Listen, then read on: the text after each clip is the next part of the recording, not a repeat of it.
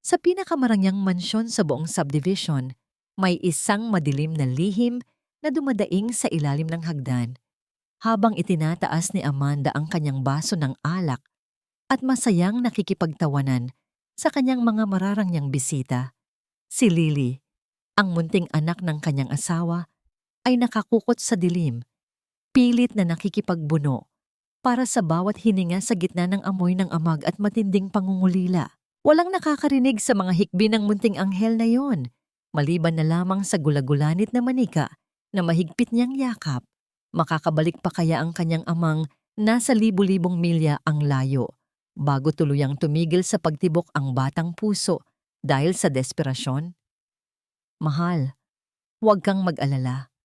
Mahimbing na ang tulog ng prinsesa natin. Busog na busog siya sa niluto kong adobo kanina. Alam mo naman, spoiled siya sa akin. Boses ni Amanda yon. Matamis, malambing, puno ng pagmamahal. Ang boses na naging dahilan kung bakit siya pinakasalan ni Richard. Ngunit sa ilalim ng mamahaling hapagkainan, iba ang kwentong isinisigaw ng katahimikan. Habang nakikipag-usap siya sa telepono, ang kanyang takong na stiletto ay pilit na dinidiin sa maliit na kamay ng isang batang babae na nakadapa sa sahig. Si Lily iyon. Ang 7 taong gulang na anak ni Richard, nakadapa siya hindi dahil naglalaro, kundi dahil pilit niyang inaabot ang isang piraso ng tinapay na nahulog kanina. Gutom na gutom siya. Ang hapdi ng takong ni Amanda sa kanyang mga daliri ay tila wala na ring epekto. Namanhid na ang kanyang katawan sa sakit o marahil ay mas masakit ang kalam ng kanyang sikmura. Oo naman, hon. I love you too. Mag-ingat ka dyan sa abroad. Miss na miss ka na namin. Pagtatapos ni Amanda, ibinaba ni Amanda ang telepono sa mesa. Ang tunog ng paglapat ng cellphone sa salamin ay kasabay ng biglaang pagbabago ng hangin sa loob ng kwarto. Nawala ang ngiti, nawala ang lambing. Ang natira lamang ay ang malamig at nakapangingilabot na tingin ng isang madrasta.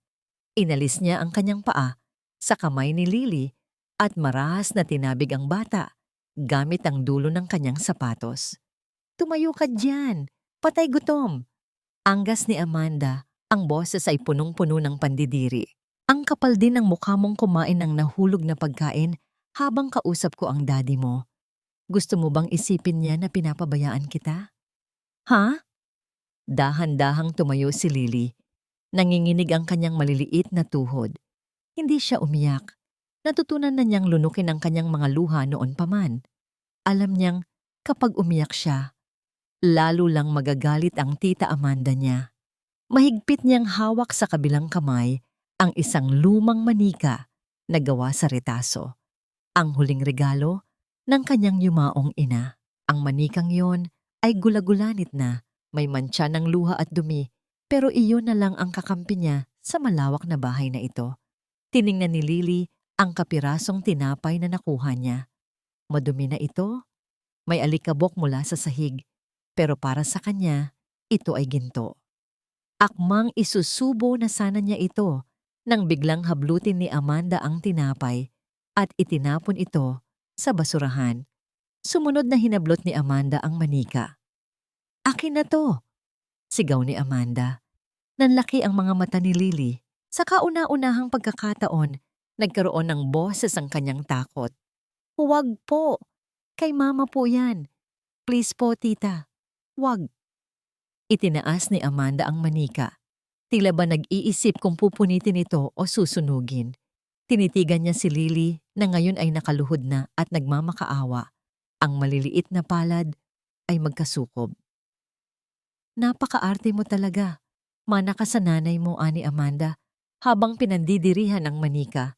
Mabaho, luma, walang kwenta, parang ikaw. Inihagis ni Amanda ang manika sa isang sulok. Malayo sa abot ni Lily. Tumama ito sa pader bago bumagsak sa malamig na tiles. Parang naramdaman ni Lily ang sakit ng pagbagsak ng manika sa kanyang sariling katawan. Gusto niyang tumakbo para kunin ito, pero ang takot ay parang kadena na nakatali sa kanyang mga paa. Huwag mong gagalawin yan. Hanggat hindi makintab ang sahig na ito, utos ni Amanda. Kumuha siya ng isang maliit na toothbrush mula sa drawer at inihagis ito sa paanan ni Lily. Gamitin mo yan. At kapag may nakita akong kahit isang mantsa pagbalik ko, sa aso ko ipapakain niyang manika mo. Tinalikuran siya ni Amanda at naglakad palabas ng dining area. Ang tunog ng kanyang takong ay parang orasan na nagbibilang ng natitirang oras ni Lily. Naiwan si Lily sa gitna ng malawak na kusina. Ang katahimikan ay nakabibingi. Dahan-dahan, gumapang siya palapit sa kanyang manika. Pero huminto siya sa gitna. Naalala niya ang banta. Kinuha niya ang toothbrush. Nagsimula siyang magkuskos. Bawat kuskos sa sahig ay kasabay ng pagkalam ng kanyang tiyan. Ang amoy ng adobo na niluto ni Amanda para sa sarili nito ay nanunuot sa kanyang ilong. Isang malupit na paalala ng kanyang gutom. Mama, bulong ng isip ni Lily habang nakatingin sa manikang nasa sulok. Sorry po, hindi kita mayakap ngayon. Madumi ang kamay ko. Pero pangako, lilinisin ko to agad para magkatabi na tayo ulit. Sa sala, tumunog ang cellphone ni Amanda. Isang text message mula sa shipping company. Ma'am Amanda, on the way na po ang malaking balikbayan box mula kay Sir Richard. Bukas po ang dating. Napangiti si Amanda. Isang ngiting hindi umabot sa kanyang mga mata. Balikbayan box. Ibig sabihin, mga mamahaling damit, tsokolate, at mga bagong gadgets. Mga bagay na siguradong para kay Lily, pero hinding-hindi mahahawakan ng bata. Perfect. Bulong ni Amanda sa sarili. Kailangan kong iligpit ang kalat bago dumating ang delivery. Lumingon siya sa direksyon ng kusina, kung saan ang isang munting anghel ay nagiging alipin sa sarili niyang pamamahay. Kailangan niyang siguraduhin na, bukas, walang makikitang bakas ni Lily ang mga delivery boy. Ang stockroom sa ilalim ng hagdan, ang madilim, masikip, at mainit na kwartong yon, ang magiging bagong silid ng bata. Samantala, sa malamig na sahig ng kusina, patuloy ang pagkuskos ni Lily. Ang kanyang luha ay tumulo sa wakas, pero hindi dahil sa sakit ng katawan. Tumulo ang luha dahil sa isang tanong na paulit-ulit na bumubulong sa kanyang isipan. Mas masakit pa sa anumang gutom. Bakit po kaya ako iniwan ni Daddy sa kanya? Hindi po ba ako good girl? Sa loob ng master bedroom, nakaupo si Amanda sa harap ng kanyang malaki at ginintuang salamin. Maingat niyang pinupulbosan ang kanyang pisngi, tinatakpan ang bawat maliit na guhit ng pagtanda na nagsisimula ng lumabas. Mahal ang kanyang makeup, imported at amoy rosas, pero tila hindi nito kayang takpan ang pangit na katotohanan ng kanyang budhi. Tinitigan niya ang kanyang sarili. Maganda pa rin siya, oo. Pero alam niyang hindi ang ganda niya ang dahilan kung bakit siya pinakasalan ni Richard. Bumalik ang kanyang alaala sa 3 taon na ang nakalilipas. Sa isang pribadong kwarto ng ospital kung saan siya nagtrabaho bilang head nurse. Doon niya unang nakilala si Richard, isang lalaking wasak na wasak ang puso habang nakaupo sa tabi ng kama ng kanyang naghihingalong asawa. Si Amanda ang nandoon. Siya ang nag-abot ng tissue. Siya ang nagtimpla ng kape. Siya ang umakto na parang isang anghel na bumaba sa lupa para saluhin ang bigat na pasan ng biyudo. Ginamit niya ang kanyang maskara ng pag-ibig, ang boses na mahinahon, ang haplos na mapag-aruga para makuha ang tiwala ni Richard. Ako na po ang bahala kay Lily, Sir Richard, ang sabi niya noon habang buhat-buhat ang batang umiiyak. Huwag kayong mag-alala, mamahalin ko siya na parang tunay kong anak. Isang malaking kasinungalingan, isang palabas na naging tiket niya sa marangyang buhay na ito. Bumalik ang diwa ni Amanda sa kasalukuyan nang marinig niya ang mahinang kaluskos sa may pintuan. Sa refleksyon ng salamin, nakita niya si Lily. Nakatayo ang bata sa hamban ng pinto, hawak pa rin ang basahan at toothbrush na ginamit sa paglilinis kanina. Ang mga mata ni Lily, iyon ang pinakaayaw ni Amanda sa lahat.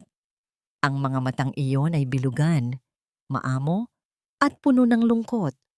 Kuhang-kuha ni Lily ang mga mata ng kanyang yumaong ina. Sa tuwing tumitingin si Lily sa kanya, pakiramdam ni Amanda ay hinuhusgahan siya ng multo ng unang asawa ni Richard.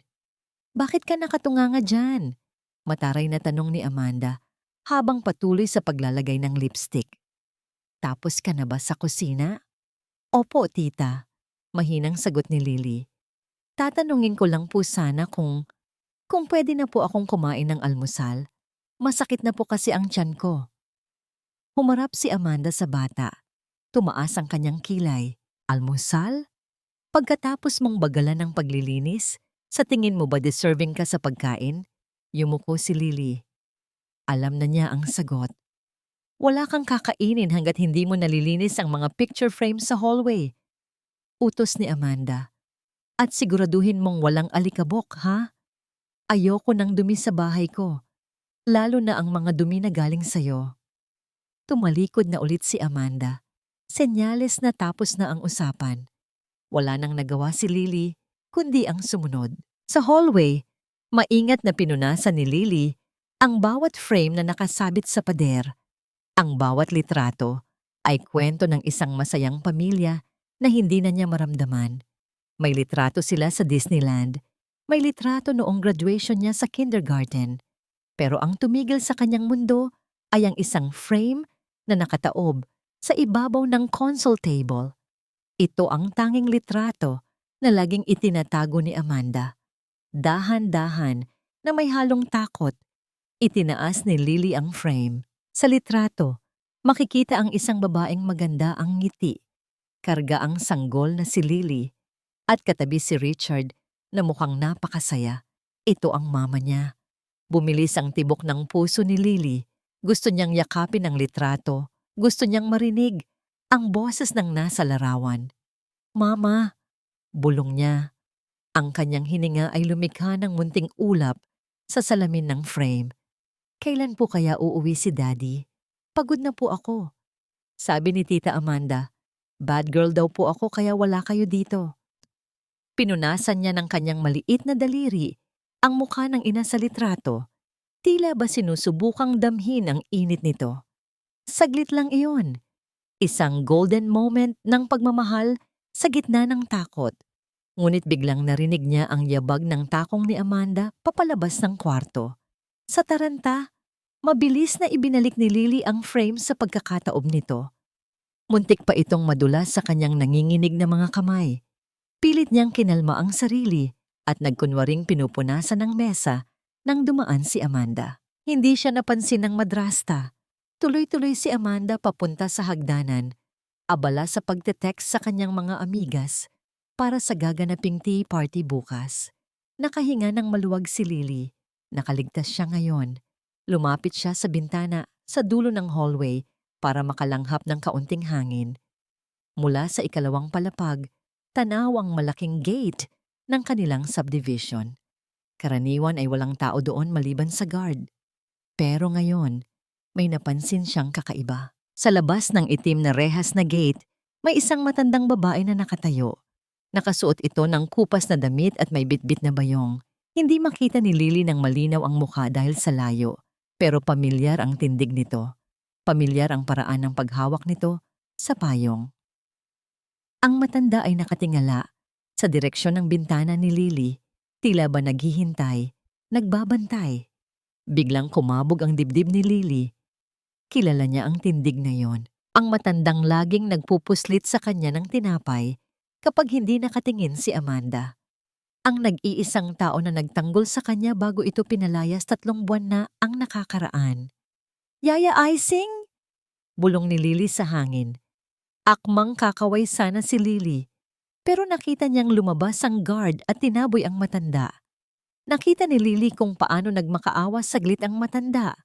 May inabot na maliit na papel sa guard bago ito marahas na itinulak palayo. Bumagsak ang balikat ni Lily. Umalis na si Yaya Ising. Ang kaisa-isang pag-asa niya ay tinaboy palayo at ang papel na iniwan nito ay nilukot lamang ng guard at itinapon sa basurahan. Hindi alam ni Lily na sa papel na yon nakasulat ang bagong numero ng kanyang ama. Ang susi sana sa kanyang kalayaan. Sa labas ng mataas na bakal na gate ng mansyon, naroon pa rin si Yaya Icing. Ang init ng tanghaling tapat ay tumatama sa kanyang kulubot na balat.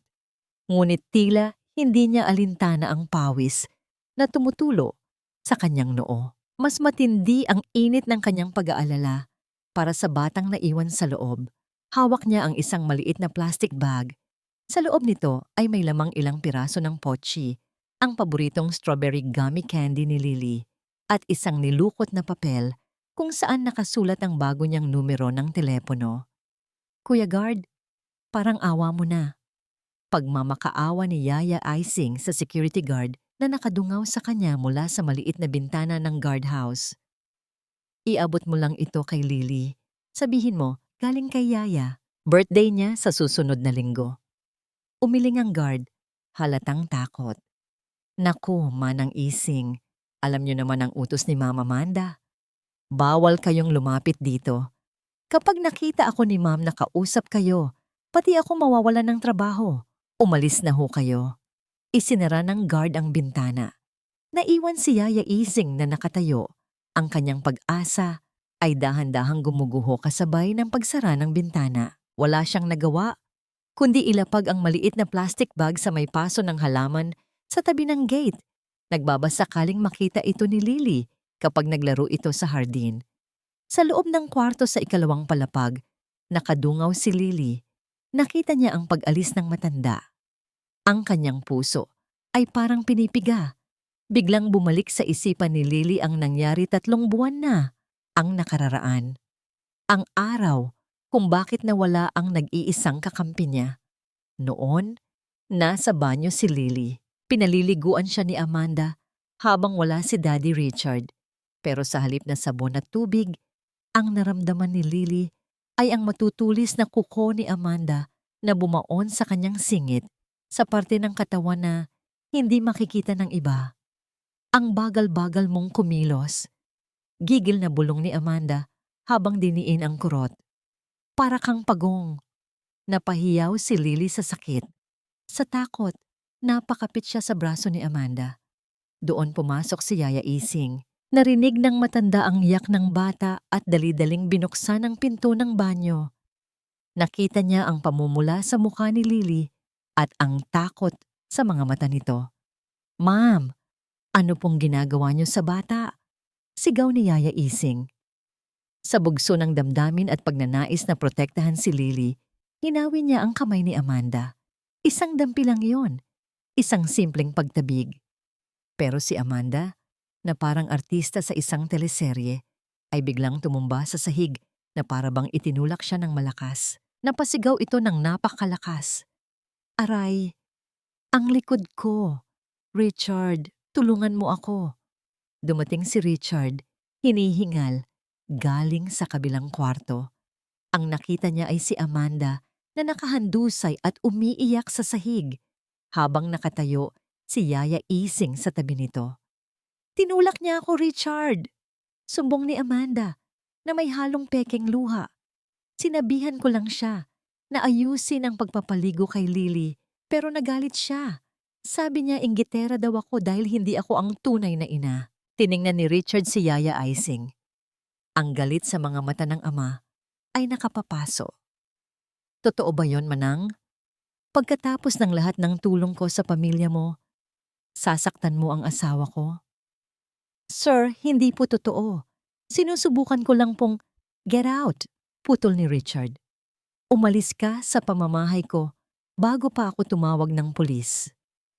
Nabalik ang diwa ni Lily sa kasalukuyan nang marinig niya ang pagbukas ng pinto ng kanyang kwarto. Pumasok si Amanda. May bitbit na kung anong bagay. Iyon ang plastic bag na iniwan ni Yaya Ising sa gate. Namutla si Lily. Nakuha ni Amanda. Naglakad si Amanda palapit sa kama ni Lily. Ang kanyang mga mata ay nagniningning sa tuwa ng isang kontrabida na nakahuli ng ebidensya.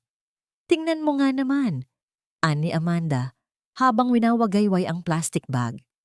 Bumalik ang matandang utusan at nag-iwan pa ng basura. Binuksan ni Amanda ang bag at kinuha ang pochi. Candy? Talaga? Ito lang ang kaya niyang ibigay sa'yo? Cheap candy para sa cheap na bata. Akin na po yan. Mahinang pakiusap ni Lily. Kay Yaya Ising po yan. Ngumisi si Amanda. Binuksan niya ang balat ng isang candy at isinubo ito. Nguya, nguya. At pagkatapos, idinura niya ito sa paanan ni Lily.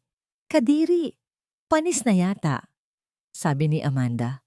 Pagkatapos kinuha niya ang kapirasong papel na may nakasulat na numero. Tinitigan niya ito sandali. At sa harap mismo ng mga mata ni Lily, pinunit niya ito ng pinopino. Ang mga piraso ng papel ay nahulog sa sahig parang konfeti ng isang malungkot na selebrasyon.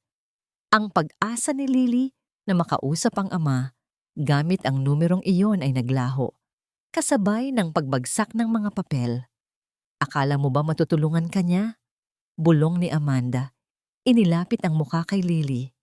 Wala nang may gusto sa'yo, Lily. Ang daddy mo, busy sa trabaho para bumili ng mga luho ko. Si Yaya Ising tinapon ko na. Mag-isa ka na lang. Tumulo ang luha ni Lily pero hindi siya umiwas ng tingin. Bad po kayo. Isusumbong ko po kayo kay daddy. Tumawa ng malakas si Amanda. Isang tawang nakakapangilabot. Sige, subukan mo. Pero bago mo magawa yon, kailangan mo munang makalabas dito. Lumapit si Amanda sa bintana at marahas na isinara ang kortina. Tinatakpan ng sikat ng araw.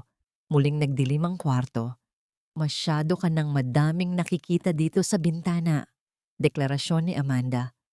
Simula mamaya, doon ka na matutulog sa stockroom sa ilalim ng hagdan. Mas bagay ka doon. Kasama ng mga lumang gamit at alikabok. Tumalikod si Amanda at naglakad palabas.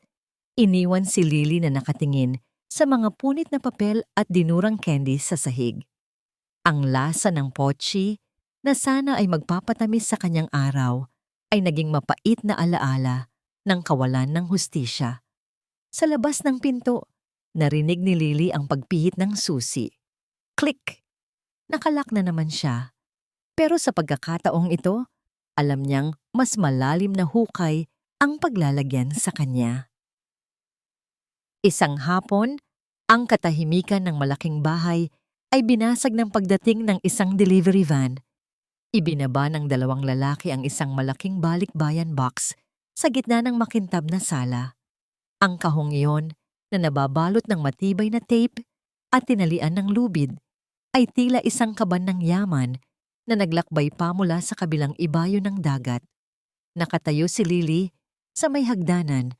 Ang kanyang maliliit na kamay ay mahigpit na nakahawak sa bakal na gabay. Ang kanyang mga mata ay nagniningning sa isang bihirang pag-asa. Naaamoy niya ang pamilyar na halimuyak mula sa kahon.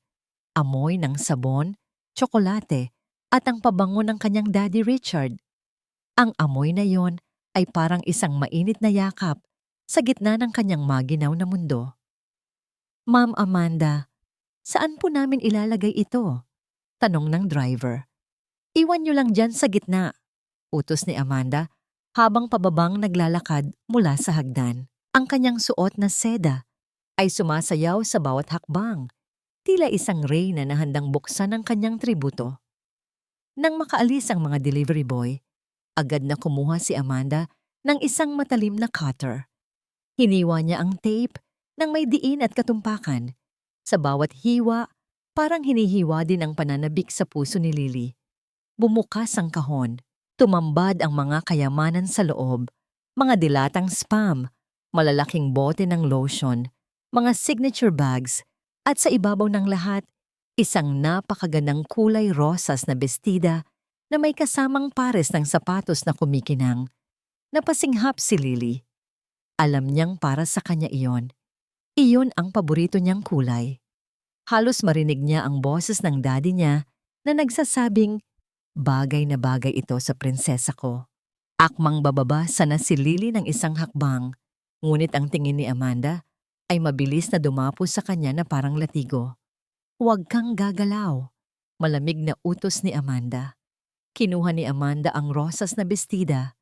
Itinapat niya ito sa kanyang sarili sa harap ng salamin. Tapos ay tumingin kay Lily na nakasuot ng kupas at maluwag na pambahay.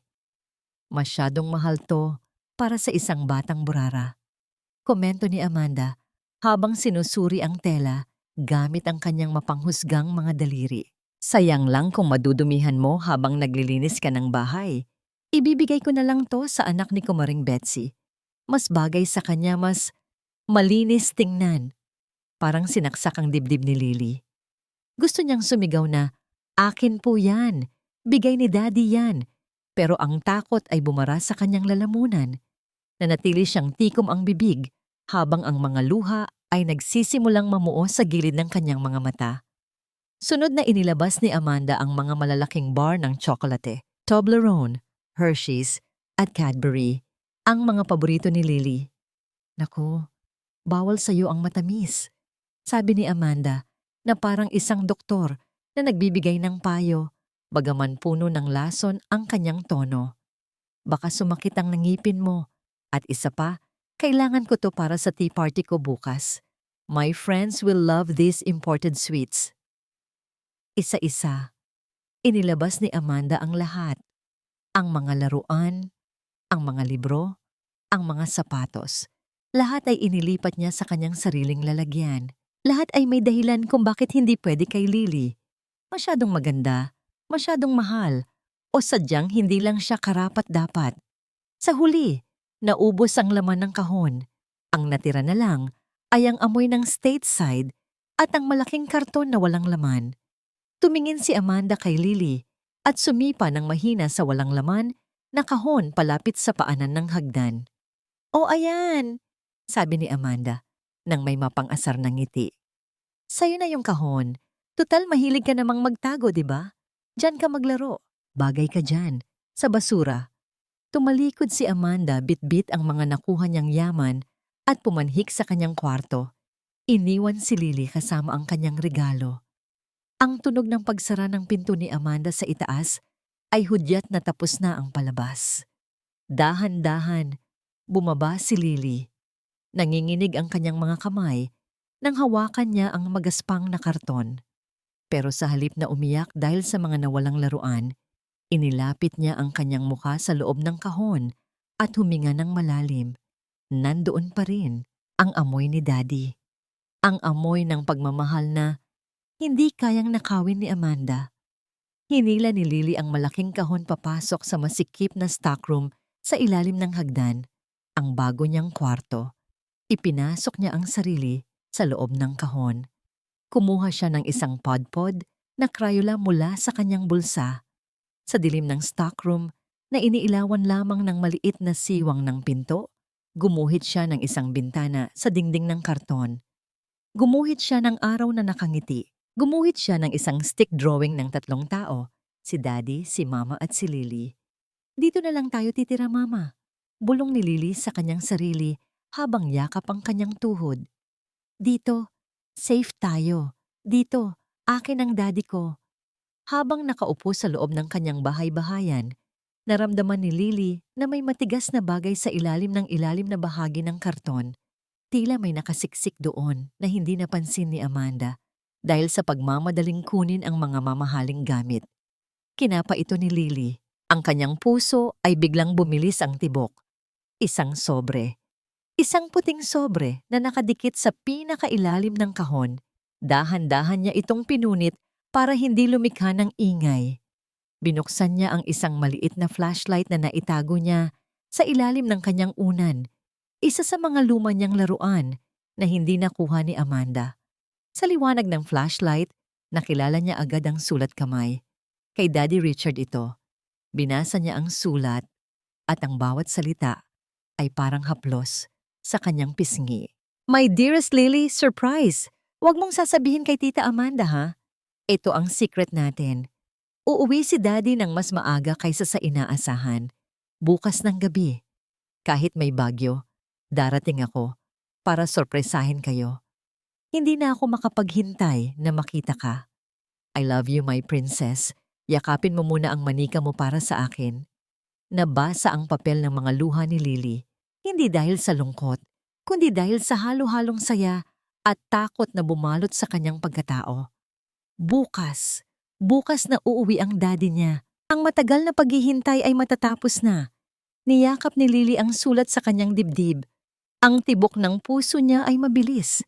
Parang tambol na nagbabadya ng isang parada.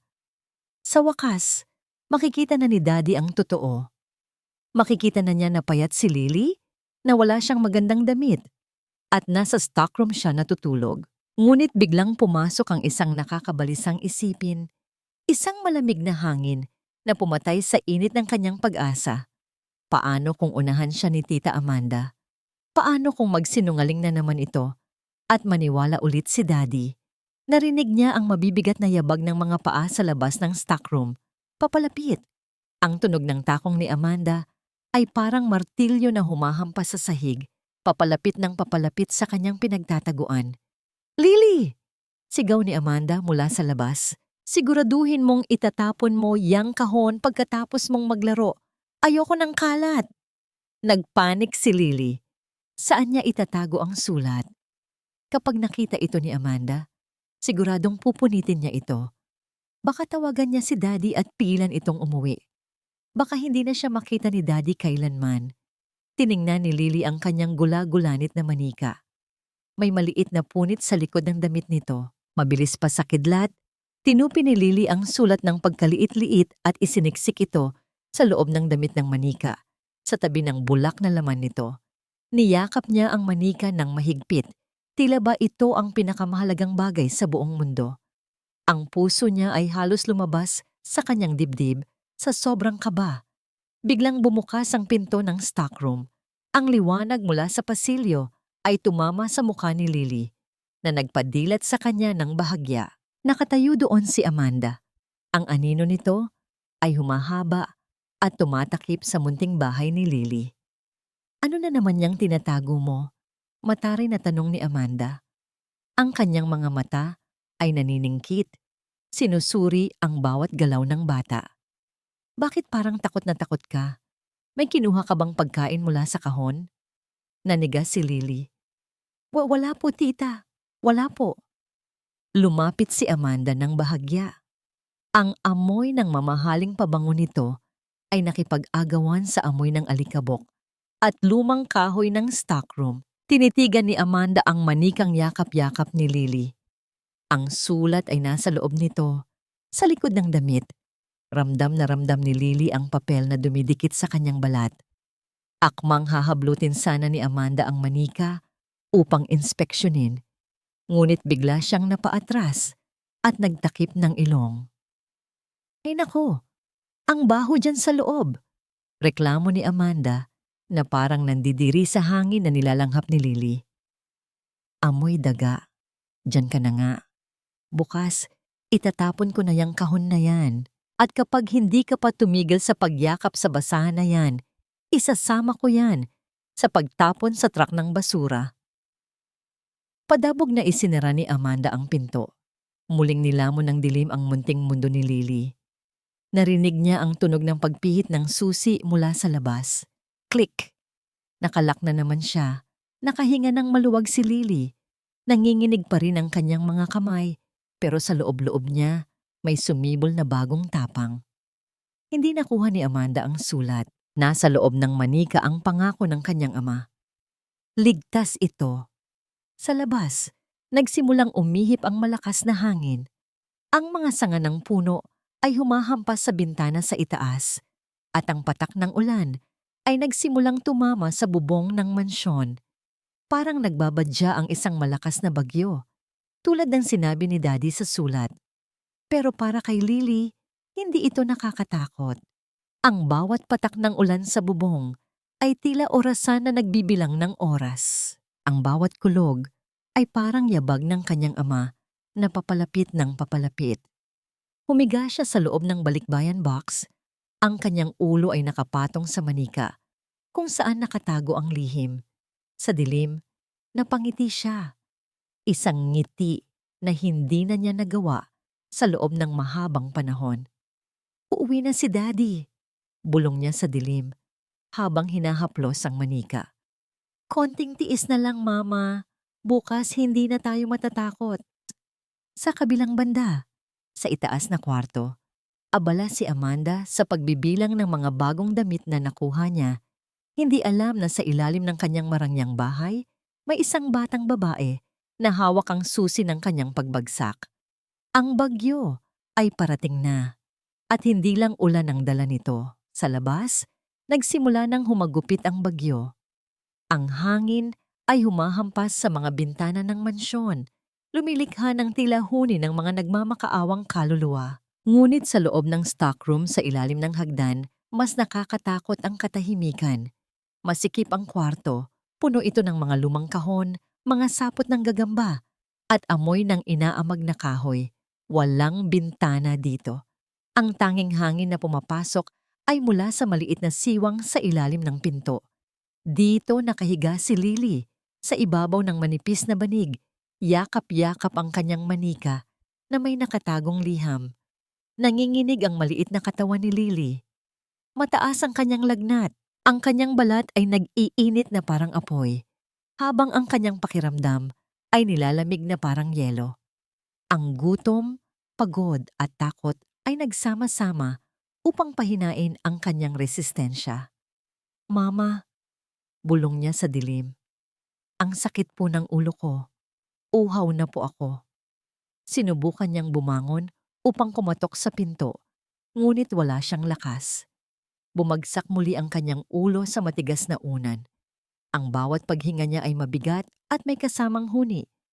Tila ba may nakabara sa kanyang lalamunan. Sa sala, abala si Amanda sa pag-aayos ng mga bulaklak para sa kanyang tea party kinabukasan. Narinig niya ang mahinang ungol mulpomdinim mula sa ilalim ng hagdan. Sa halip na mag-alala, kumunot ang kanyang noo sa inis. Ano na naman ba ang inaarte ng batang to? Iritableng bulong ni Amanda. Istorbo talaga. Padabog na naglakad si Amanda papunta sa stockroom. Binuksan niya ang pinto at bumungad sa kanya ang init ng kulob na hangin. Nakita niya si Lily na namimilipit sa sakit. Namumula ang muka at pawis na puwis. "Tita," paos na tawag ni Lily. "Tita, tubig po. Please." Tiningnan lang siya ni Amanda nang may pandidiri, para bang isang ipis ang nakita niya sa sahig. "Tubig?" asik ni Amanda. "Gabi na. Matutulog na ako. Huwag kang maingay. Baka marinig ka ng mga kapitbahay. Isipin nila pinapahirapan kita." Akmang isasara na sana ni Amanda ang pinto nang mapansin niyang patuloy pa rin sa pag-ungol si Lily dahil sa sakit. Alam ni Amanda na hindi siya makakatulog sa ingay na yon at lalong ayaw niyang may makarinig na iba. Pumasok si Amanda sa loob. Kumuha siya ng isang maruming basahan na nakapatong sa ibabaw ng mga lumang dyaryo. "Ang ingay-ingay mo," sabi ni Amanda habang lumalapit. Nanlaki ang mga mata ni Lily. Sinubukan niyang umurong, ngunit mabilis ang kamay ni Amanda. Walang awa niyang isinalpak ang basahan sa bibig ng bata upang patahimikin ito. "Ayan," ngisi ni Amanda habang pinagmamasdan ng batang hindi na makapagsalita. Luha na lang ang tumutulo sa mga mata. "Ngayon, tahimik na. Matulog ka na dyan. Bukas, marami ka pang lilinisin bago dumating ang mga bisita ko." Isinara ni Amanda ang pinto at nilock ito muli. Ang tunog ng susi ay parang hatol ng kamatayan sa pag-asa ni Lily. Sa loob ng dilim, naiwan si Lily na umiiyak ng walang tunog. Ang basahan sa kanyang bibig ay lasang alikabok at langis. Hirap na hirap siyang huminga dahil sa sipon at lagnat. Pakiramdam niya ay nalulunod siya sa gitna ng tuyong lupa. Dahan-dahan, dahil sa tindi ng sakit at init, nagsimulang mag-hallucinate si Lily. Ang dilim ng stockroom ay tila nagbago. Nakita niya ang isang liwanag. Sa kanyang panaginip, bumukas ang pinto, pero hindi si Amanda ang pumasok. Isang babaeng nakaputi, may mahabang buhok at mabangong presensya. "Mama?" tanong ng isip ni Lily. Lumapit ang babae at inalis ang basahan sa kanyang bibig. Hinaplos nito ang kanyang noo. Ang kamay ng babae ay malamig at nakagiginhawa. Narinig ni Lily ang isang pamilyar na kanta, Anghele, na kinakanta sa kanya ng ina noong sanggol pa siya. Matulog ka na, bunso. Andito na si Mama. Napangiti si Lily sa kanyang lagnat. Niyakap niya ng mahigpit ang kanyang manika. Iniisip na yon ang kanyang ina. Ito ang kanyang golden moment. Isang saglit na kapayapaan sa gitna ng impyerno. Ngunit ang kapayapaan ay panandalian lamang. Biglang nagising si Lily dahil sa isang malakas na yugyog. Masakit ang kanyang buong katawan. Ang liwanag ay masakit sa mata. Nakatayo sa harap niya si Amanda. Mukhang taranta. Hawak nito ang isang makeup kit. "Gumising ka dyan!" Sigaw ni Amanda habang hinihila si Lily patayo. "Tumatawag ang daddy mo sa video call. Bilis!" Hinila ni Amanda ang basahan mula sa bibig ni Lily ng marahas, dahilan para mapatikhim at mapaubo ang bata. "Tita, masama po ang pakiramdam ko." Reklamo ni Lily, halos hindi makatayo. "Wala akong pakialam," bulyaw ni Amanda. Kumuha siya ng makapal na foundation at mabilis na pinahiran ang namumutlang mukha ni Lily. Tinakpan niya ang mga pasa, ang nangingitim na ilalim ng mata, at nilagyan pa ng kaunting blush on ang pisngi para magmukhang masigla. "Makinig ka sa akin," banta ni Amanda habang diniinan ang paghawak sa panga ni Lily. Ang kanyang mga kuko ay bumaon sa balat ng bata. "Kapag nagsumbong ka o kapag nagpakita ka ng kahit anong lungkot sa daddy mo, susunugin ko ang manikang yan sa harap mo mismo. Naiintindihan mo?" Tumango si Lily, nanginginig sa takot. Ang banta sa kanyang manika at sa sulat na nasa loob nito ang nagbigay sa kanya ng lakas para pigilan ang pag-iyak. Inabot ni Amanda ang isang magandang headband at isinuot ito sa magulo na buhok ni Lily. Pagkatapos, itinapat niya ang cellphone sa mukha ng bata at pinindot ang accept call. Ang mukha ni Richard ay lumitaw sa screen. Nakangiti ito, nasa isang hotel room. Hindi alam ang demonyong nasa tabi ng kanyang anak. "Hello, princess?" Masayang bati ni Richard. "How are you, anak?" Naramdaman ni Lily ang kurot ni Amanda sa kanyang tagiliran, isang senyales. Pinilit ni Lily na ngumiti, kahit na ang kanyang lalamunan ay parang tinutusok ng mga karayom. Ang kanyang mga mata, na puno ng lagnat at takot, ay tumitig sa screen. "Hi, Daddy," mahinang sagot ni Lily. Hindi alam ni Richard na sa likod ng makapal na makeup at pilit ng ngiti, ang kanyang prinsesa ay humihingi ng saklolo gamit ang kanyang mga mata. Sa screen ng cellphone, pilit na pinapanatili ni Richard ang kanyang ngiti. Ngunit sa kaloob-looban niya ay may kung anong kumukurot sa kanyang dibdib. Pinagmamasdan niya ang kanyang anak sa video call. Mukhang maayos naman si Lily. Makulay ang pisngi at maayos ang buhok. Pero may mali. Ang mga mata ni Lily ay hindi tumititig sa kamera. Ang mga ito ay tila nakapako sa gilid kung nasaan si Amanda. "Princess, bakit parang hindi ka nagsasalita?" tanong ni Richard. Ang kanyang boses ay puno ng pag-aalala. "May gusto ka bang ipabili kay Daddy bago ako umuwi?" Naramdaman ni Lily ang mariing baon ng mga kuko ni Amanda sa kanyang balikat, sa ilalim ng suot niyang damit. Isang tahimik na banta na ang bawat salita niya ay may katumbas na parusa. "Wala po, Daddy," mahinang sagot ni Lily. Bawat buka ng kanyang bibig ay parang hinihiwa ng kutsilyo ang kanyang lalamunan dahil sa pamamaga nito. Miss na lang po kita." "Hon, kailangan na niyang magpahinga," singit ni Amanda.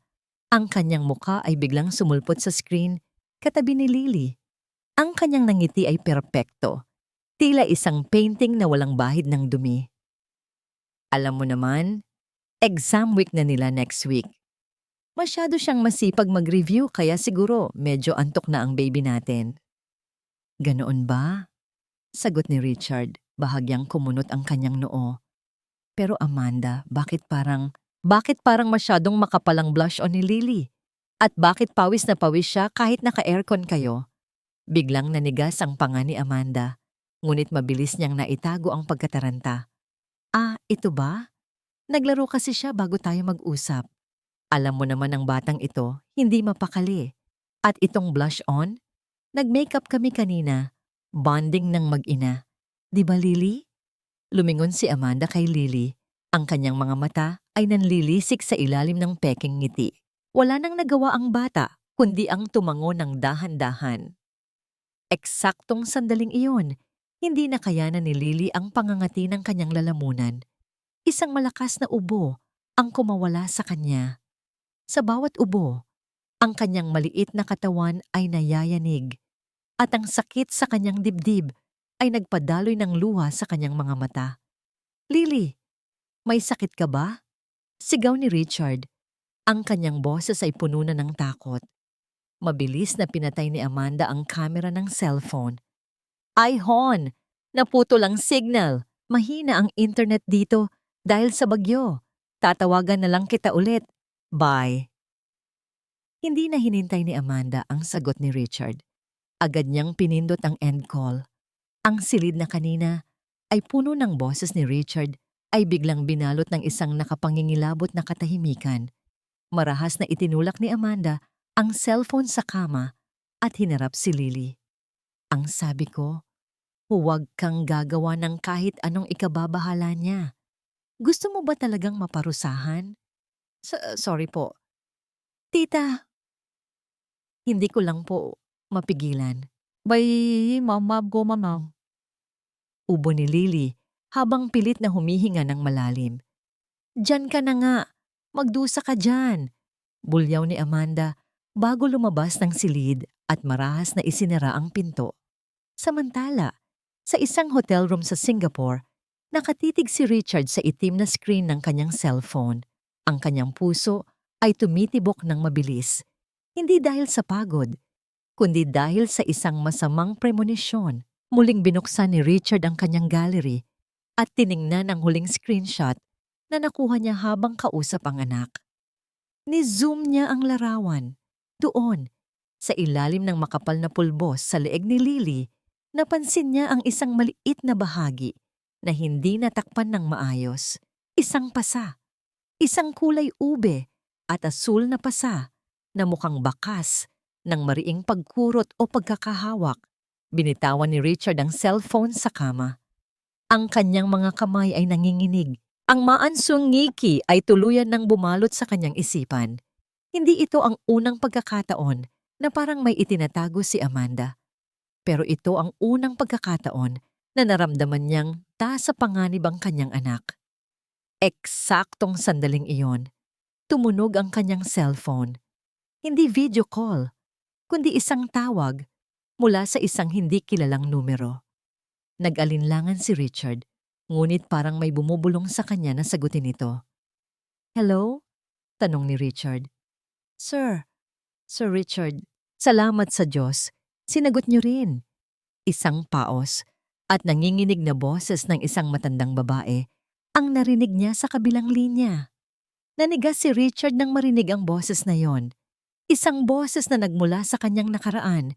Isang boses na dati niyang pinagkatiwalaan bago ito nilason ng mga salita ni Amanda. Yaya Ising? Ikaw ba yan? Ang tanong ni Richard. Ang kanyang boses ay nanginginig sa pagitan ng pagkalito at pag-asa. Sir Richard, si Ising na nga ho ito. Humihikbi ang matanda sa kabilang linya. Sir, patawarin niyo ako kung nanggugulo ako. Pero hindi ko na matiis. Hindi na kaya ng konsensya ko. Sir, kailangan niyo nang umuwi. Ngayon na ho. Bumilis ang tibok ng puso ni Richard. Anong sinasabi niyo? Katatawag ko lang sa bahay. Sabi ni Amanda, maayos naman si Lily. Katatapos lang daw nila mag-review. Puro kasinungalingan ho ang naririnig niyo, sir. Halos isigaw ni Ising sa desperasyon. Gabi-gabi ho, naririnig ko ang yak ng bata mula sa labas ng gate. Pinapalayas ako ni Ma'am Amanda.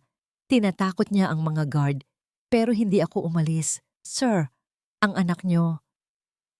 Hindi siya natutulog sa kwarto niya.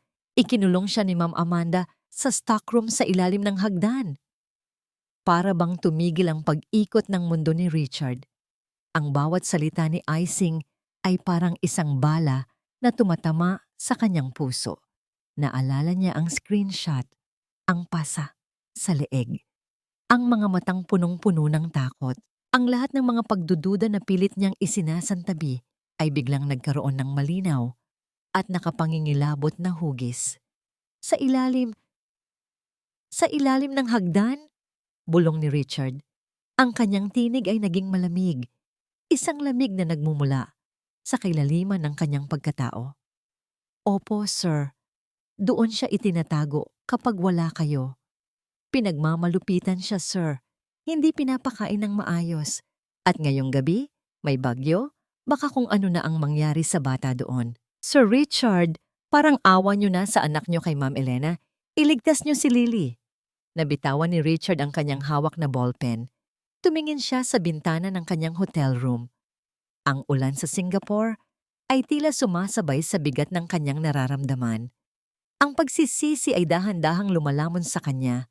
Pagsisisi dahil naging bulag siya, dahil pinili niyang maniwala sa isang maskara kaysa sa sarili niyang dugo at laman. Yaya icing, sabi ni Richard.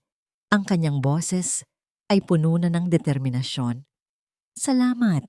Salamat sa hindi pagsuko sa anak ko. Huwag kayong aalis dyan. Babalik ako. At kapag napatunayan kong totoo ang lahat ng ito, hinding-hindi ko mapapatawad ang sarili ko, lalo na ang babaeng iyon. Ibinaba ni Richard ang telepono. Hindi siya nag-aksaya ng panahon. Mabilis niyang isinilid ang kanyang mga gamit sa maleta. Wala na siyang pakialam sa mga kontratang pipirmahan niya bukas. Wala na siyang pakialam sa milyon-milyong pisong mawawala sa kanya. Kinuha niya ang kanyang pasaporte at tumakbo palabas ng kwarto. Sa elevator, nakatitig lamang siya sa numero ng palapag na pababa ng pababa. Bawat segundo ay tila isang taon para sa kanya.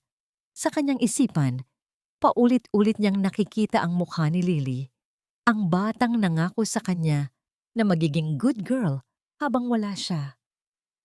Lily, wait for Daddy. Patawarin mo si Daddy, anak. Habang nasa loob ng taxi, papuntang airport, muling tiningnan ni Richard ang litrato ng kanyang pumanaw na asawang si Elena sa kanyang wallet. Elena, patawarin mo ako. Masyado akong naging mahina. Pero pangako, hinding-hindi ko hahayaang mawala ang huling alaala natin. Samantala, sa Pilipinas, lalong lumalakas ang buhos ng ulan. Ang langit ay naglalabas ng malalakas na kulog na tila nagbabadya ng isang malaking sakuna. Sa loob ng mansyon, nakaupo si Amanda sa kanyang sofa, masayang naglilista ng mga pangalan ng kanyang mga bisita para sa bukas. Umiinom siya ng tsaa, komportable sa init ng kanyang sala, habang sa ilalim ng kanyang mga paa, sa madilim at masikip na stockroom, isang batang may lagnat ang pilit na humihinga sa gitna ng usok ng alikabok at amoy ng amag. Hindi alam ni Amanda na ang eroplanong lulan si Richard ay kasalukuyan nang lumilipad sa gitna ng baging, dala ang isang galit na mas malakas pa sa anumang bagyong darating. Hayaan mo siyang manginig sa lamig. Mas mabuting ang lamigin siya kaysa mag-ingay. At sirain ang gabi ko sa harap ng mga bisita ko bukas. Iyan ang malamig na bulong ni Amanda habang nakadungaw sa bintana ng kanyang marangyang sala. Hawak niya ang isang tasa ng mainit na tsaa. Ang usok nito ay humahalimuyak sa bango ng mansanilya. Sa labas, ang langit ay tila nagagalit. Ang ulan ay bumubuhos ng napakalakas na tila ba gustong lunurin ang buong mundo. Ngunit para kay Amanda, ang tunog ng ulan ay isang musika, isang tabing na lalong magtatago sa kanyang mga lihim. Habang komportableng nakaupo si Amanda sa tabi ng malambot na sofa, ilang di pa lamang ang layo sa ilalim ng kanyang mga paa, nagsisimula ng maging impyerno ang buhay ni Lily. Dumaloy ang malamig na tubig ulan mula sa butas na bubong, gumapang sa dingding, at unti-unting pumasok sa ilalim ng pinto ng stockroom. Ang tuyong sahig kung saan nakahiga si Lily ay nababasa na. Ang kanyang manipis na banig ay parang esponghang sumisipsip ng dumi at lamig. Mama, malamig po. Pabulong na daing ni Lily. Ang kanyang lagnat ay hindi pa rin bumababa. Ang bawat pangangatog ng kanyang katawan ay nagpapahirap sa kanyang paghinga. Sa gitna ng panghihina, ang tanging inaalala ni Lily ay ang kanyang manika. Itinaas niya ang kanyang mga kamay na nanginginig at inilagay ang manika sa ibabaw ng kanyang dibdib. Sinusubukang protektahan ito mula sa tubig na unti-unti nang bumabaha sa loob ng silid. Ayaw niyang mabasa ang liham ni Daddy. Ayaw niyang mabura ang tanging pag-asa na hawak niya. Samantala, sa labas ng subdivision, isang sasakyan ang pilit na humaharurot sa gitna ng baha at madilim na kalsada. Ang wiper ng sasakyan ay mabilis na humahampas sa windshield, ngunit halos wala ring makita si Richard dahil sa kapal ng ulan. Ang kanyang mga kamay ay mahigpit na nakakapit sa manibela. Ang kanyang mga kuko ay tila ba gustong bumaon sa balat nito. Bilis! Bilis pa! Pagmamakaawa ni Richard sa sarili. Bawat kidlat na tumatama sa langit ay nagpapaalala sa kanya ng oras na nawawala. Bawat kulog ay tila boses ng kanyang konsensya na sumisigaw ng kanyang mga pagkukulang. Narating ni Richard ang gate ng subdivision. Dahil sa lakas ng bagyo, ang mga gwardiya ay abala sa pag-aayos ng mga baradong kanal. Hindi na hinintay ni Richard na pagbuksan siya. Dire-diretso niyang pinaharurot ang sasakyan, pumasok sa loob ng walang pasabi. Sa loob ng mansyon, napansin ni Amanda ang ilaw ng sasakyan na pumasok sa kanilang driveway. Bigla siyang napatayo. Ang tasa ng tsaa sa kanyang kamay ay bahagyang nayanig. Sino yan? Tanong niya sa sarili. Ang kaba ay nagsisimulang gumapang sa kanyang leeg. Hindi maaaring si Richard yan. Sabi niya sa call kanina. Nasa Singapore pa siya. Mabilis na naglakad si Amanda papunta sa bintana. Mula sa dilim, nakita niya ang pintuan ng sasakyan na bumukas. Isang lalaki ang lumabas. Basang-basa, galilit, at tila isang leon na handang pumaslang. Si Richard.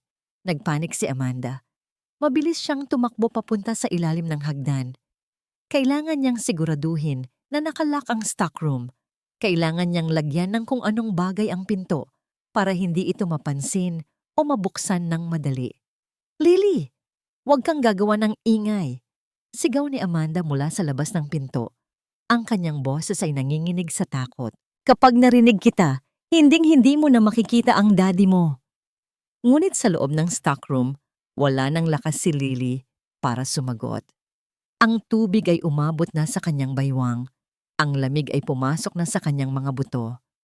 Sa kanyang malabong paningin, nakita niya ang ilaw ng isang kidlat na dumaan sa maliit na siwang ng pinto. Sa huling pagkakataon, bago siya mawalan ng malay, niyakap niya ang manika at bumulong, "Daddy, andito na po ba kayo?" Ang tunog ng susi na ipinasok sa pangunahing pinto ng mansyon ay umalingaw-ngaw sa buong bahay. Ang bawat pagpihit ng doorknob ay parang tunog ng isang hatol na hindi na mababawi. Tumayo si Richard sa may pintuan. Ang ulan ay tumutulo mula sa kanyang buhok patungo sa sahig ng kanyang marangyang bahay. Tumingin siya sa paligid. Ang bahay na dati niyang itinuring na paraiso ay tila naging isang libingan na puno ng kasinungalingan. At doon, sa dulo ng pasilyo, nakita niya si Amanda. Nakatayo sa harap ng hagdan, maputla ang mukha, at pilit na nagtatago ng isang malaking lihim sa likod ng kanyang nanginginig na mga kamay. Ang bagyo ay hindi pa tapos. Sa katunayan, kasisimula pa lang nito sa loob ng mansyong ito. Tumulo ang tubig mula sa basang-basang jacket ni Richard patungo sa mamahaling carpet ng sala. Ang bawat patak ay tila orasan na bumibilang sa nalalabing oras ng kapayapaan sa loob ng mansyong yon. Nakatayo siya doon, hindi gumagalaw, ang kanyang mga mata ay nakapako kay Amanda na kasalukuyang namumutla at tila nakakita ng multo. Richard? Hon? Ang pautal na boses ni Amanda. Sinubukan niyang lumapit, pilit na ibinabalik ang kanyang maskara ng pagiging maalagang asawa. Anong ginagawa mo rito? Akala ko ba bukas pa ang flight mo mula sa Singapore? Bakit hindi ka tumawag? Basang-basa ka? Baka magkasakit ka. Iniwas ni Richard ang kanyang balikat nang subukan siyang hawakan ni Amanda. Ang lamig ng kanyang tingin ay sapat na para magpatigil sa anumang sasabihin ng babae. Nasaan ang anak ko? Ang tanong ni Richard ay maikli, malalim at punong-puno ng panganib. Si Lily? Nasa taas siya. Mahimbing na ang tulog. Mabilis na sagot ni Amanda. Alam mo namang exam week nila, kaya pinatulog ko na ng maaga. Huwag mo na siyang istorbuhin. Hindi kumibo si Richard. Nagsimula siyang maglakad patungo sa hagdanan. Ang tunog ng kanyang sapatos na puno ng tubig ay ang tanging ingay na naririnig sa gitna ng katahimikan ng gabi. Richard, sandali! Harang ni Amanda sa paanan ng hagdan. Gabi na. Hayaan na muna natin ang bata. Tara sa kusina. Ipagtitimpla kita ng mainit na kape. Tumigil si Richard at tinitigan si Amanda sa mga mata. Bakit ka nanginginig, Amanda? Bakit parang takot na takot ka na makita ko ang sarili kong anak? Hindi ako takot. Nag-aalala lang ako sa'yo. Lily! Sigaw ni Richard. Ang kanyang boses ay umalingaw-ngaw sa buong mansyon. Tila ba nagpapayanig sa mga dingding. Lily! Andito na si Daddy! Katahimikan. Walang sumagot. Walang maliit na paang tumatakbo pababa para yakapin siya. Muling sumigaw si Richard. Sa pagkakataong ito ay mas malakas, mas puno ng desperasyon. Sa gitna ng katahimikan pagkatapos ng kanyang sigaw, narinig niya ang isang napakahinang tunog. Hindi ito galing sa itaas. Galing ito sa ibaba. Isang mahinang kaluskos. Isang ungol na tila galing sa ilalim ng lupa. Dahan-dahang lumingon si Richard sa maliit at madilim na pinto sa ilalim ng hagdan, ang stockroom na dati niyang itinuring na imbakan lamang ng mga lumang gamit. Napansin niya ang isang malaking vase na nakaharang sa pinto. Tila pilit na itinatago ang presensya nito. Richard! Huwag! Sigaw ni Amanda nang makitang papalapit ang asawa sa pinto. Marumi dyan! May mga ipis at daga. Nagpapalinis lang ako. Hindi na pinakinggan ni Richard ang mga paliwanag. Tinabig niya ang malaking vase na gawa sa porselana. Ang ingay ng pagkabasag nito sa sahig ay kasabay ng pagdurog ng kanyang puso. Nakita niya ang isang matibay na kandado na nakakabit sa pinto ng stockroom. Bakit nakakandado ito? Tanong ni Richard. Ang kanyang boses ay nanginginig sa galit. Amanda, ibigay mo sa akin ang susi. Ngayon din. Wala sa akin ang susi. Nawawala. Richard, makinig ka muna. Hindi na naghintay si Richard. Ginamit niya ang buo niyang lakas. Ang tunog ng kanyang balikat na humahampas sa kahoy na pinto ay umuulit-ulit. 1, 2. Sa ikatlong pagkakataon, ang tunog ng pagkasira ng kahoy at pagtalalsik ng kandado ay umalingaw-ngaw sa buong pasilyo. Bumukas ang pinto. Ang unang sumalubong kay Richard ay ang amoy ng amag, dumi at kulob na hangin. Inilabas niya ang kanyang cellphone at binuksan ang flashlight. Ang liwanag nito ay tumama sa loob ng masikip na silid. Doon, sa gitna ng basang banig, at sa loob ng isang lumang balikbayan box, nakita niya ang isang munting anino. Si Lily. Ang bata ay nakaluhod sa tubig na umabot na sa kanyang binti. Ang kanyang mukha ay maputlang maputla. Ang mga labi ay kulay asul na sa lamig. Ang makapal na makeup na inilagay ni Amanda kanina ay humalo na sa tubig at luha na nagresulta sa isang nakapangingilabot na itsura ng bata. Tila isang munting anghel na pilit binaboy ng isang demonyo. Lily, ang tanging salitang lumabas sa bibig ni Richard, isang pabulong na daing na punong-puno ng pagsisisi. Dahan-dahang lumapit si Richard sa loob ng masikip na espasyo. Ang tubig na pumasok mula sa ulan ay malamig. Pero mas malamig ang pakiramdam ng balat ni Lily nang hawakan niya ito. Binuhat niya ang kanyang anak. At sa sobrang gaan nito, parang binuhat lamang niya ang isang kumpol ng tuyong dahon. Daddy? Mahinang tawag ni Lily. Ang kanyang mga mata ay bahagyang bumukas. Tila ba nag-aalinlangan kung ang lalaking nakikita niya ay totoo o bahagi lamang ng kanyang panaginip dahil sa lagnat. Daddy, sorry po. Bad girl po ako. Nadumihan ko po yung box. Sa gitna ng kanyang panghihina, iyon pa ang inisip ng bata.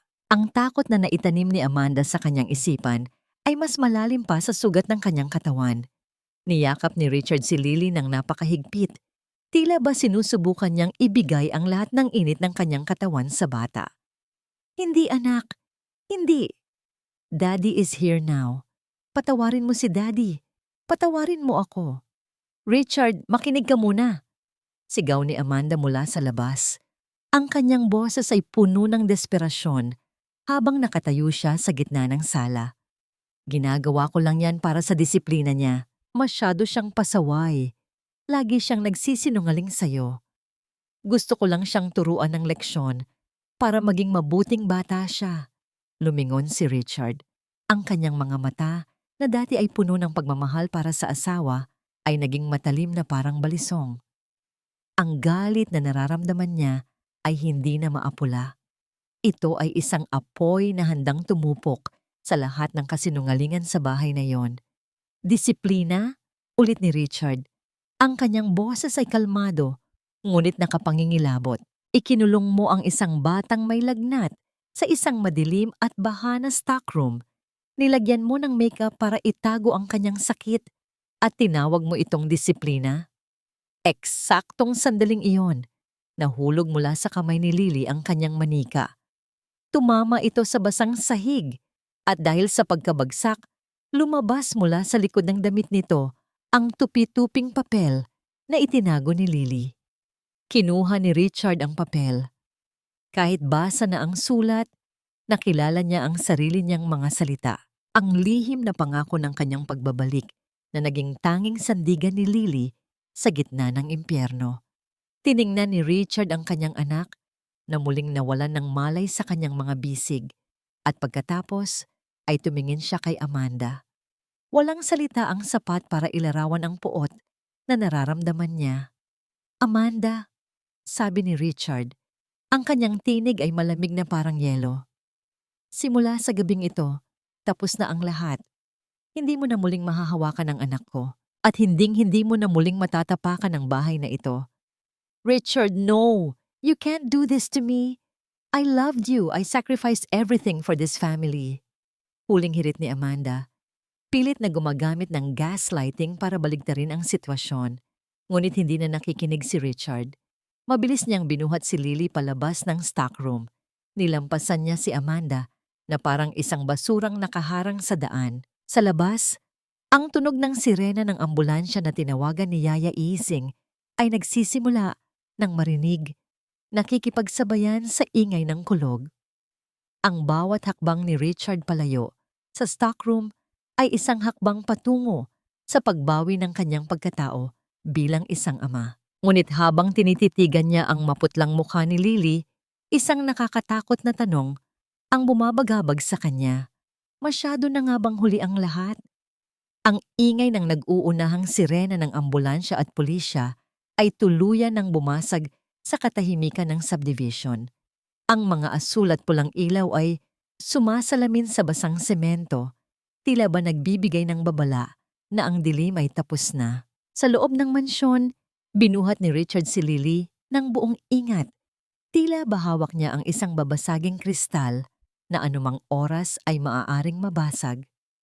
Sir Richard, Diyos ko, ang alaga ko.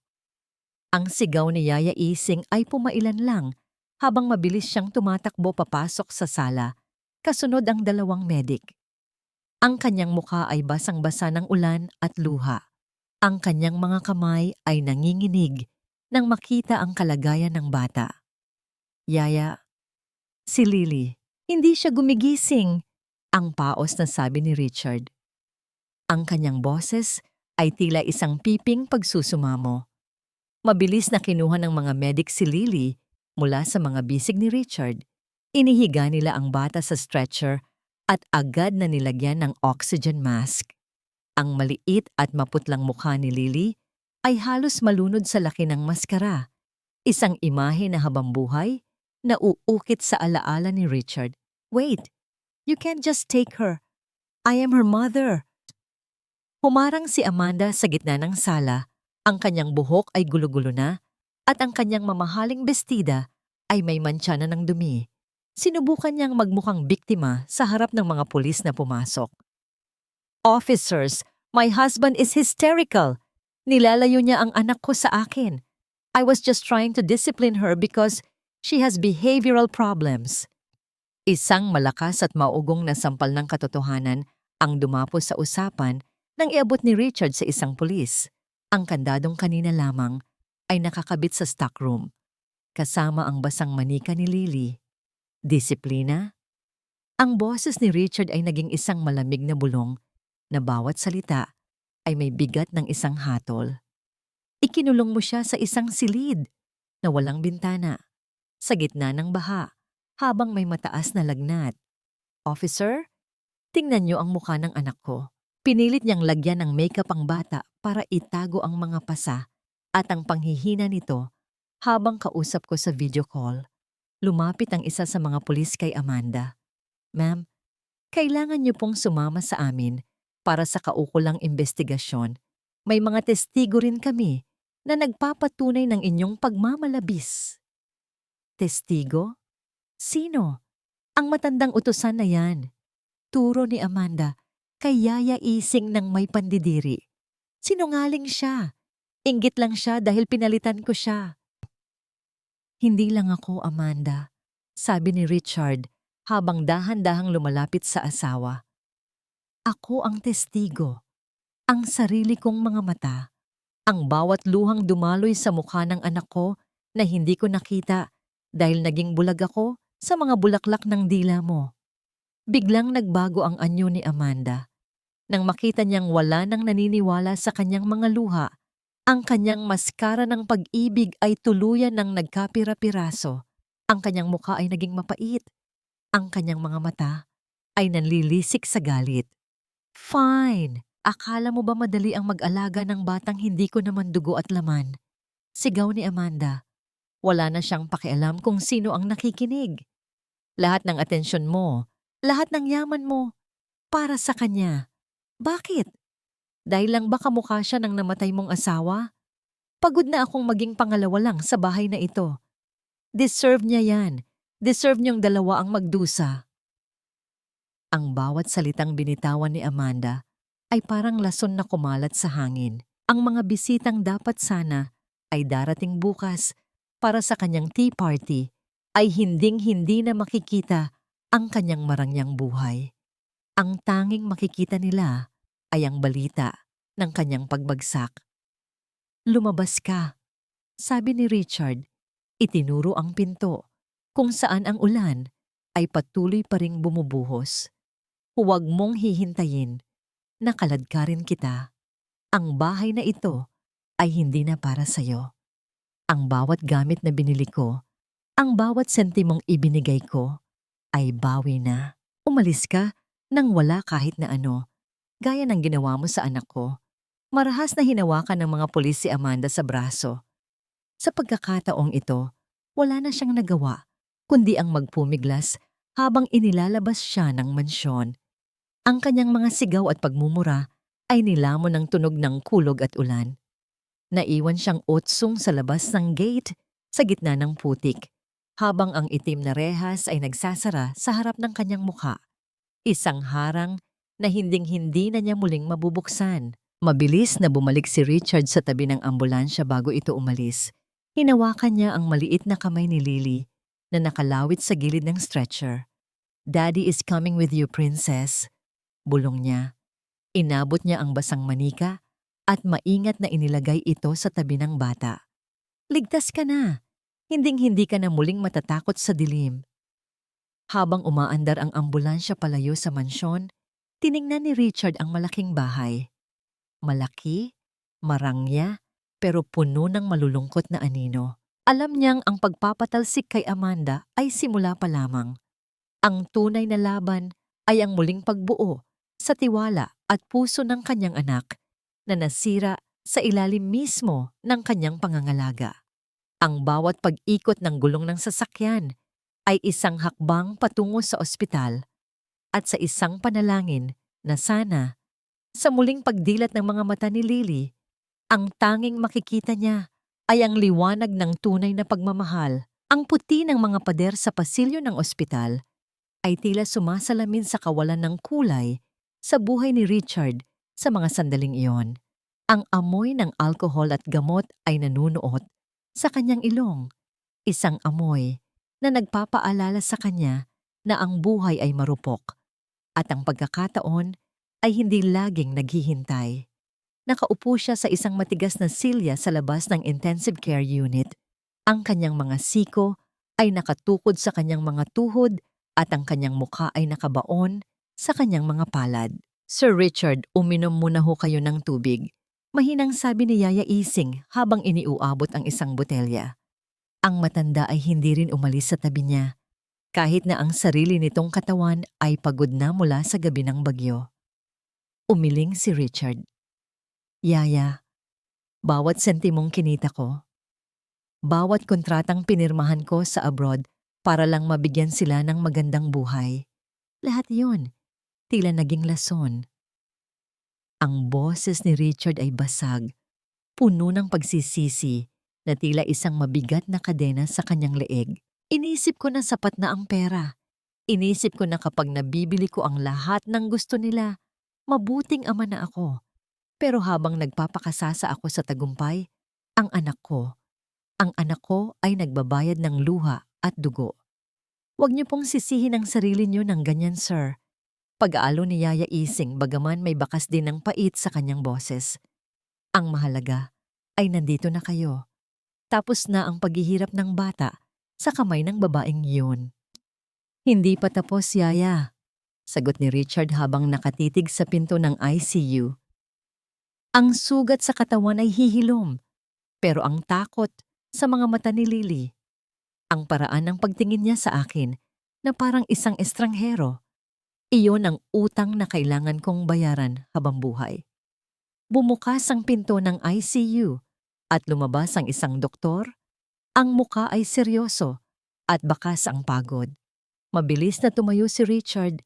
Ang kanyang puso ay tila gustong tumalon palabas sa kanyang dibdib. Doc, kumusta ang anak ko? Ang tanong ni Richard. Ang boses ay nanginginig sa takot. Huminga ng malalim ang doktor. Stable na ang kanyang vitals, Mr. Gonzales. Naisalina na namin siya ng likido dahil sa tindi ng dehydration at nagamot na rin namin ang kanyang pneumonia. Pero tumigil ang doktor. Tila nag-aalangan. Masyadong malala ang malnutrisyon ng bata. At ang mas nakababahala ay ang mga pasa sa kanyang katawan na nasa iba't ibang stage ng paggaling. Ibig sabihin, matagal na siyang nakararanas ng pisikal na pang-aabuso. Napahawak si Richard sa pader para hindi matumba. Ang bawat salita ng doktor ay parang isang hampas ng latigo sa kanyang budhi. Maaari ko na ba siyang makita? Pabulong na tanong ni Richard. Maaari. Pero dahan-dahan lang. Kailangan niya ng katahimikan. At Mr. Gonzales, maghanda kayo. Ang trauma ng isang bata sa ganyang edad ay hindi madaling mawala. Maaring matagalan bago siya muling magtiwala sa kahit kanino. Dahan-dahang pumasok si Richard sa loob ng silid. Ang tanging tunog na naririnig ay ang ritmo ng heart monitor, isang tunog na tila nagpapaalala sa bawat pintig ng buhay ni Lily na muntik nang mawala. Nakita niya ang kanyang anak, maliit, payat, at tila nalulunod sa gitna ng malaking kama ng ospital. Ang kanyang mga braso ay may mga benda at swero. Lumapit si Richard at naupo sa tabi ng kama. Kinuha niya ang maliit na kamay ni Lily. Maingat na maingat, tila ba ito ay pakpak ng isang paru-paro. Sa unang pagkakataon sa loob ng maraming taon, umiyak si Richard ng walang tunog. Ang mga luha niya ay pumatak sa palad ng kanyang anak. Ito ang kanyang golden moment, isang sandali ng matinding pagkilala sa kanyang pagkakamali at ang muling pagsilang ng kanyang panata bilang ama. Hindi niya binitawan ang kamay ni Lily. Tila ba ito ang nag-iisang lubid na nag-uugnay sa kanya sa kaligtasan. Samantala, sa kabilang bahagi ng lungsod, ang balita tungkol sa pag-aresto kay Amanda ay mabilis na kumalat. Ang mga amigas na inaasahan niyang darating sa kanyang tea party ay sila pa ang unang nagkukwento ng kanyang kasamaan sa social media. Nakakulong siya sa isang malamig na selda, malayo sa marangyang buhay na kanyang ninakaw. Ang bawat ginto at sutlang kanyang inimbak ay naging abo sa harap ng batas. Ang kanyang utang na loob na laging ginagamit kay Richard ay pinalitan na ng isang tunay na utang sa katarungan. Lumipas ang ilang oras. Naramdaman ni Richard ang paggalaw ng maliliit na daliri sa kanyang palad. Dahan-dahang imulat ni Lily ang kanyang mga mata. Ang kanyang paningin ay malabo pa, ngunit nakita niya ang pamilyar na anino ng isang lalaki sa kanyang tabi. "Daddy?" Mahinang bulong ni Lily. "Yes, princess. Daddy is here." "I'm never leaving again," sagot ni Richard, pinipigilan ang muling pagbuhos ng luha. Tumingin si Lily sa paligid, ang takot ay agad na bumalik sa kanyang mga mata. Sinubukan niyang bumangon, tila ba naghahanap ng mapagtataguan. "Tita Amanda, nasaan po si tita? Magagalit siya. Baka saktan niya ang manika ko." Ang puso ni Richard ay muling nadurog. "Wala na siya, anak. Hindi ka na niya masasaktan. Hinding-hindi na." Ngunit sa halip na kumalma, lalong nanginig si Lily. Umiwas siya ng tingin kay Richard at bumulong ng mga salitang nagpatahimik sa buong mundo. "Daddy, galit po ba kayo sa akin? Kaya niyo po ba ako iniwan sa kanya? Dahil po ba hindi na ako maganda?" Sa sandaling iyon, napagtanto ni Richard na ang pagpapagaling sa katawan ni Lily ay madali lamang kumpara sa pagpapagaling sa isang pusong naniniwalang hindi ito karapat-dapat sa pagmamahal. Ang cliffhanger ng kanilang buhay ay hindi na kung paano sila mabubuhay, kundi kung paano nila muling mahahanap ang nawalang tiwala sa gitna ng mga guho ng kanilang pamilya. Lumipas ang mga linggo at ang amoy ng ospital ay napalitan ng sariwang simoy ng hangin mula sa mga puno ng nara sa labas ng isang maliit at tahimik na rest house sa Tagaytay. Napagtanto ni Richard na ang kanilang mansyon sa Maynila ay punong-puno ng mga anino ni Amanda at ng mga alaala ng pighati. Kaya naman, ipinasya niyang doon muna sila manirahan ni Lily sa isang lugar kung saan ang tanging maririnig ay ang huni ng mga ibon at ang paghampas ng hangin sa mga dahon. Sa teras ng bahay nakaupo si Lily sa isang tumba-tumba. Mas malusog na siya tingnan. May kaunting kulay na ang kanyang mga pisngi at hindi na ganoon kalalim ang itim sa ilalim ng kanyang mga mata. Ngunit nananatili pa rin ang kanyang katahimikan. Madalas siyang nakatitig sa malayo, yakap ang kanyang manika, tila ba naghihintay pa rin na may biglang sisigaw o kukuha nito sa kanya. Lumabas si Richard mula sa loob ng bahay. May dalang isang maliit na basket na puno ng kagamitan sa pananahi. Naupo siya sa tabi ng anak. "Princess," tawag ni Richard sa pinakamalambing na tono. "Can Daddy borrow your doll for a while? May kailangan lang akong ayusin." Nag-alinlangan si Lily. Hinigpitan niya ang yakap sa manika bago ito dahan-dahang iniabot sa ama. "Daddy, be careful po. Baka po masaktan siya." Ngumiti si Richard, isang ngangiting may halong pait at pagmamahal. "I promise, I'll be very careful. Hinding-hindi ko nahahayaang masaktan ang kahit na ano o kahit na sinong mahalaga sa atin." Kinuha ni Richard ang karayom at sinulid. Ang kanyang malalaking kamay, na sanay sa paghawak ng mga blueprint at pagpapatakbo ng malalaking kumpanya, ay kitang-kitang nahihirapan sa paghawak ng maliit na karayom. Ito ang kanyang golden moment, ang pagsusumikap ng isang ama na ayusin ang isang simpleng laruan bilang simbolo ng pag-aayos sa nasira nilang buhay. Pinanood ni Lily ang bawat galaw ng kanyang ama. Nakita niya ang pagtulo ng pawis sa noo ni Richard habang maingat nitong tinatahi ang punit sa likod ng manika, ang bahaging pinagtataguan ng liham noon. "Daddy, bakit niyo po ginagawa yan?" tanong ni Lily. "Because this doll kept your hope alive nang wala si Daddy. Sagot ni Richard nang hindi tinitingnan ng anak.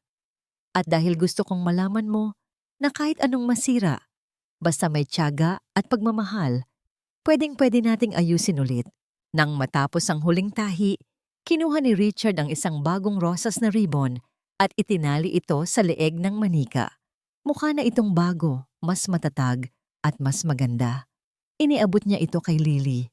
Niyakap ni Lily ang manika at sa kauna-unahang pagkakataon, narinig ni Richard ang isang mahinang hagik-gik mula sa kanyang anak. Isang tunog na mas matamis pa sa anumang symphony sa buong mundo. "Thank you, Daddy," sabi ni Lily. Lumapit siya kay Richard at isinandal ang kanyang maliit na ulo sa balikat ng ama. "Daddy, totoo po ba na wala na si Tita Amanda? Na hindi na po siya babalik para ikulong ako sa box?" Humarap si Richard sa anak at hinaplos ang buhok nito. "Totoo, anak. She's gone. The police are making sure of that. And I am making sure that no one, ever again, will make you feel small or unloved. Mula ngayon, Daddy will be here. No more long business trips without you. Kung kailangang isama kita sa bawat meeting, gagawin ko." "Talaga po?" ang tanong ni Lily. Ang kanyang mga mata ay nagsisimulang kuminang sa tunay na saya. "Talaga? At alam mo ba kung sino ang paparating?" Turo ni Richard sa isang sasakyang papasok sa driveway. Bumukas ang pinto ng sasakyan at lumabas si Yaya Icing. May dalang mga supot ng prutas at mga paboritong pagkain ni Lily. Nang makita ng bata ang matanda, agad itong tumakbo pababa ng terrace. "Yaya! Yaya Icing!" sigaw ni Lily. Nadyakap ang dalawa sa gitna ng hardin. Ang pagmamahal na dati ay kailangang itago sa dilim, ay malaya na ngayong nagniningning sa ilalim ng sikat ng araw. Pinanood sila ni Richard mula sa itaas at sa sandaling iyon, naramdaman niya ang unti-unting paghilom ng kanyang sariling puso. Ang utang na loob, na dati ay tila isang sumpa, ay napalitan ng isang bagong pangako. Hindi na sila muling mabubuhay sa takot. Ang bawat hapdi ng kahapon ay magsisilbing paalala na ang tunay na lakas ay matatagpuan sa pagpatawad sa sarili at sa pagprotekta sa mga taong tunay na nagpapahalaga sa atin. Nagsimulang lumubog ang araw, nagbibigay ng kulay kahel at lila sa langit ng Tagaytay. Sa loob ng maliit na bahay, narinig ang tawanan ni Lily at Yaya Ising habang naghahanda ng hapunan. Si Richard naman ay kinuha ang kanyang cellphone at tinawagan ang kanyang abogado para tapusin ang lahat ng papeles na maglalayo kay Amanda sa kanilang buhay habang buhay. Ang bagyo ay lumipas na at sa bawat paghinga ni Lily, alam ni Richard na ang liwanag ay hinding-hindi na muling maglalaho. Isang taon ang mabilis na lumipas. Ang sikat ng araw sa umagang ito ay tila may dalang kakaibang liwanag. Habang sumisilip sa mga bintana ng isang bagong bahay, hindi na ito ang malaki at malamig na mansyong puno ng lihim, kundi isang mas payak at masayang tahanan na puno ng halaman at tawanan. Ang hangin ay amoy sariwang pandesal at kape.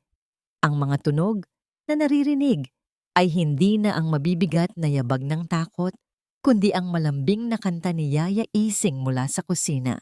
Sa hardin, abala si Richard sa pag-aayos ng mga gamit sa eskwela ni Lily. Ngayon ang araw ng kanyang pagtatapos sa unang grado. Hindi na siya ang mahiyaing bata na laging nakayuko. Si Lily ngayon ay isang batang puno ng buhay. Ang kanyang mga mata ay nagniningning na sa tiwala, sa sarili. "Daddy, look! I finished my drawing for the ceremony." Masayang sigaw ni Lily habang tumatakbo patungo sa kanyang ama. Kinuha ni Richard ang papel. Sa guhit ni Lily, makikita ang isang malaking puno na may malalapad na sanga. Sa ilalim nito, naroon ang 3 tao, isang matandang babae na nakangiti, isang lalaking nakatayo ng matatag, at isang batang babae na may hawak na manika. "Ang ganda naman nito, Princess," sabi ni Richard, habang hinahaplos ang pisngi ng anak. "Sino ang punong ito?" "Ikaw yan, Daddy," sagot ni Lily nang may kasiguraduhan. Sabi ni Yaya Ising, ikaw daw ang aming silong. Kahit gaano kalakas ang ulan, safe po kami sa ilalim ng mga bisig mo. Naramdaman ni Richard ang init na dumadaloy sa kanyang puso. Ito ang katarungang matagal niyang hinangad. Hindi ang makitang nagdurusa ang kaaway, kundi ang makitang ligtas at masaya ang kanyang mahal sa buhay. Tungkol naman kay Amanda, ang balita ay nakarating sa kanila ilang buwan na ang nakararaan. Dahil sa dami ng mga ebidensya ng pang-aabuso at pagnanakaw, hinatulan siya ng mahabang pagkabilanggo. Nawala sa kanya ang lahat, ang marangyang buhay, ang mga kaibigang plastik, at ang respeto ng lipunan. Ngunit para kay Richard, wala na itong puwang sa kanyang isipan. Ang galit ay pinalitan na ng kapayapaan. Pinatawad na niya ang kanyang sarili sa pagiging bulag noon. At sa pagpapatawad na yon, tuluyan na siyang nakalaya mula sa nakaraan. Bago sila umalis para sa paaralan, dumaan muna sila sa isang espesyal na lugar. Tumigil ang kanilang sasakyan sa harap ng isang tahimik at luntiang parke. Naglakad ang mag-ama patungo sa puntod ni Elena. Doon, inilapag ni Lily ang kanyang manika, ang manikang tinahi ni Richard, sa ibabaw ng marmol. Mama, graduate na po ako, bulong ni Lily. Don't worry po. Daddy is always here. He fixes my toys and he never leaves. We are happy now, Mama. Tumayo si Richard sa tabi ng kanyang anak. Ang kanyang kamay ay nakapatong sa balikat nito. Tumingala siya sa asul na langit. Ramdam ang presensya ng kanyang pumanaw na asawa na tila ba nakangiti sa kanila mula sa kabilang buhay. Wala na ang mga anino ng gamkautang. Wala na ang takot sa dilim. Ang manika sa dilim ay hindi na lamang isang alaala ng sakit, kundi isang simbolo ng katatagan. Dahil sa dulo ng bawat melodramang puno ng luha, may isang aral na mananatiling nakaukit sa ating mga puso. Ang tunay na yaman ay hindi matatagpuan sa laki ng mansyon o sa dami ng alahas, kundi sa katapatan ng isang yakap at sa pananatili ng isang ama na handang maging kalasag laban sa anumang bagyo. Tara na, Daddy. Baka po tayo malate. Yaya ni Lily habang hinahawakan ang kamay ni Richard. Tara na, Princess. Ang bagong buhay natin ay nagsisimula pa lang. Habang naglalakad sila palayo, ang tunog ng kanilang mga tawa ay humahalo sa huni ng mga ibon, isang himig ng pag-asa na magpapatuloy hanggang sa dulo ng panahon.